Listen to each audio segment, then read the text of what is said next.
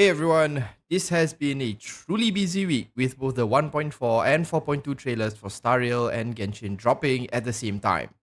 Usually, with how Genshin's Archon quest goes, the point 2 or point 3 parts of the patch is where the meat and potatoes of the story will be, the climax, if you will. So, given the trailer is 4 minutes long, I'm really hyped to see where the story will end up going. Now, I'm only watching the trailer here and kind of reacting to it, so there might be some context I'm missing that might have been mentioned in the 40-minute special program. But let's not waste any more time and let's see what's in store for 4.2. According to the judgment of the Oratrice Mécanique de l'Analyse Cardinale, the Hydro Archon to be punished via the death sentence. Okay, what? It started off with that? Like, what in the world did Furina do? Okay, sorry, I'm gonna stop talking and just let it play. You and I both know that there may be issues with the Primordial Sea. Everyone on the street who happened to be close to the water didn't have a chance to escape. As the water levels rose, they suddenly disappeared. Okay, so it seems that the water level has risen to the point where people are starting to be affected by this thing. Shouldn't gods be all-powerful? What's done is done. Just trust me. You're Archon. Never mind whether you can truly convince yourself to or not. Oh, Furina release. I am an Archon collector myself, so definitely summoning further. What is that? She can summon little summonable thingies. What is that? A crab, a octopus in a top hat, and an Oceanid? Okay, that's pretty cool. Let my name echo in song.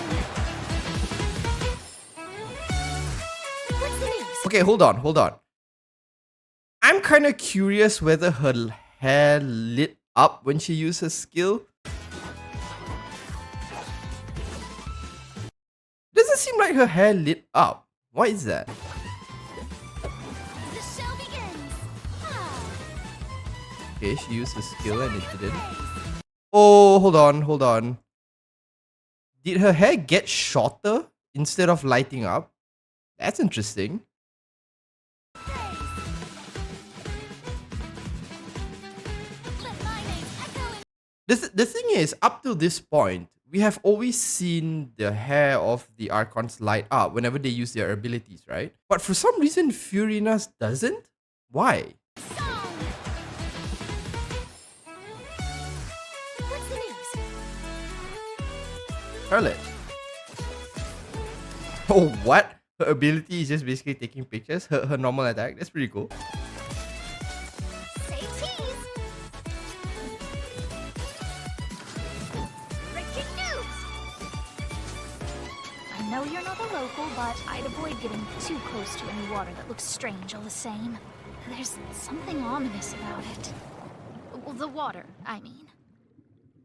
Are we getting some The deaths? prophecy. Yes. What has been prophesized will be fulfilled. I, Furina, will use this trial to show the world the true meaning Do of not resist. justice. This judgment is fair people- and just. What is the meaning you would call You have never been as superficial as you have presented yourself to be. No more excuses. Why should we acknowledge it? Okay, so there's a lot of voices going on in the background, but the gist of what I get is essentially that it's come to a point where the situation is so bad and the prophecy is all but coming true that everyone's basically questioning whether Furina is really a god or an Archon or what in the world is she doing. So that kind of has been building up in the last couple of Archon quests, like especially with the higher ups, but now it seems like the people of Fontaine itself are kind of questioning Furina. What is this? Okay, hold on. Is this the thing like if you guys did the world quest, there was one room with like a giant sword in the ceiling that moved whenever we completed a certain part of it? Is this related to that? Are we gonna get more of the world quest that unlocks that world story or something, whatever it's called? Oh, maybe it's a timer. Like instead of it looks like a giant clock, right? So maybe it's like a timer counting down the prophecy. I don't know. Just Just a moment. This isn't right. oh yeah, that's it. That's what I just that was the thing that I was talking about. The giant clock thing. Seem to remember that. This trial is...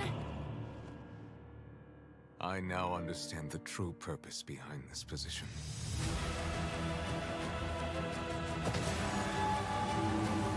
You are... Oh, the whale! That is Childe's whale thing. Hold on, I gotta rewind this. There's a lot of things going on I here. now understand the true purpose behind this position. That looks like the abyss, right? It doesn't even look like the...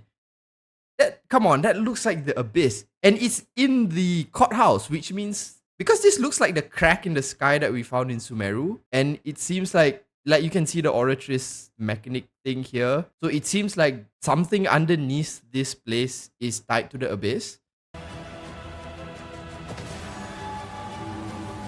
are a devious one, Focalors. Well, we saw Childe there. Everyone's... Papa, what should I do?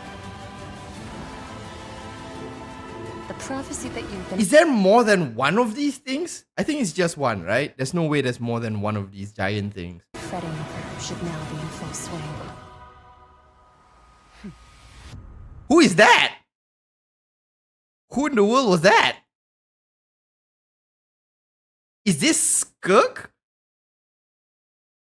Okay, I'm pretty sure this is gonna be Skirk. This is definitely Childe's master. There's no way they show the whale and then Childe, and there has been this build up with like Childe's master and then Childe's master teaching him and why she's teaching him. I think this is Skirk. I don't know. Maybe they mentioned it in a special event or what or something. I don't know.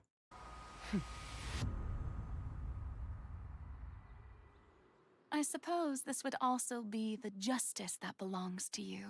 All will eventually end in a magnificent and dramatic trial. Farewell, Nervalette. I hope you've enjoyed the part you played these 500 years.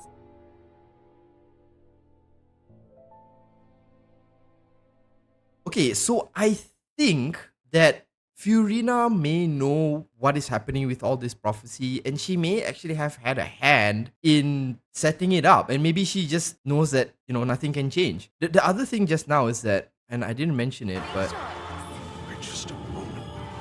I'm kind of curious what this is. Because I've had this idea that Furina has kind of split herself into two like beings or bodies or whatever you want to call it. And like the one we see day to day is just like the second version, and this is like the true one. I'm kind of curious whether this is the core of the Oratrice and where the true Focalors or Furina really is.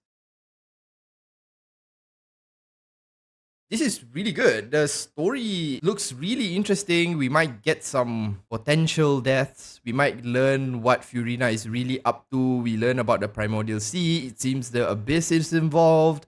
And it seems Novelet's position isn't just as like a judge, but he seems to have some role in dealing with a lot of the things that are happening with the Primordial Sea.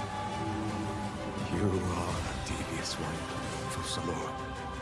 And it seems like from the way that Novelet just mentioned how devious Focalors is, it seems to imply that Focalors has been playing everyone, and all of this has just been a, you know, making us think that she doesn't know what she's doing, but in truth, she's like the Eisen of the Archons, right? She has all this planned, and now it's all coming to fruition, and she doesn't seem to care that the prophecy is coming true. So I'm really, really interested in where the story is gonna go from here. And you know, Childe is coming back, the whale is there, Skirk is reappearing, like holy damn, Skirk is there.